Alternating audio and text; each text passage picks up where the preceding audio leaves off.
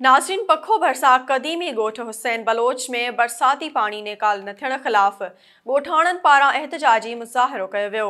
उन हवाले सां तफ़सील ॿुधाइण लाइ असां टेलीफ़ोन लाइन ते मौजूदु आहे SS न्यूज़ जो रिपोर्टर अब्दुल जब्बार बलोच। जी अब्दुल जब्बार, छा तफ़सील आहिनि? जी मां तव्हांखे पखो मां अपडेट ॾींदो रहंदो। पखो भरिसां क़दीमी ॻोठ हुसैन बलोच में कंहिं बि क़िस्म जो तरक़ियाती कमु न थियण ख़िलाफ़ ॻोठाणनि पारां एहतजाजी मुज़ाहिरो कयो वियो आहे। ॻोठाणनि जो चवणु हुयो त गुज़िरियल 2 महीननि खां वठी बरसाती गंदो पाणी जेको आहे सो निकाल न थी सघियो आहे। मेन घिटी में गंदो पाणी बीहण सबबु जेको आहे सो मुख़्तलिफ़ शहरनि ॾांहुं असांजा रस्ता डिस्कनेक्टेड आहिनि। उनजे करे ॻोठाणनि पारां एहतजाजी मुज़ाहिरो कयो वियो आहे। ॻोठाणनि वधीक मीडिया सां ॻाल्हाईंदे चयो त बलदियाती इलेक्शन दौरान ॻोठाणनि खे तरक़ियाती कमनि नौकरियूं ॾियण समेत सरसब्ज़ बाग़ ॾेखारींदड़ सियासतदान कॾहिं बि तक में जाती न पाती आहे। हिन तारीख़ी ॻोठ हुसैन बलोच जे कंहिं बि चूंडियल नुमाइंदे हिन ॾुखे वक़्त में सार न लधी आहे। बलदियाती इलेक्शन में वोट वठण वक़्तु वॾा वाइदा करे विया, पर चूंडिजी वञण खां पोइ हिन वक़्त ताईं कंहिं बि सार नाहे लधी।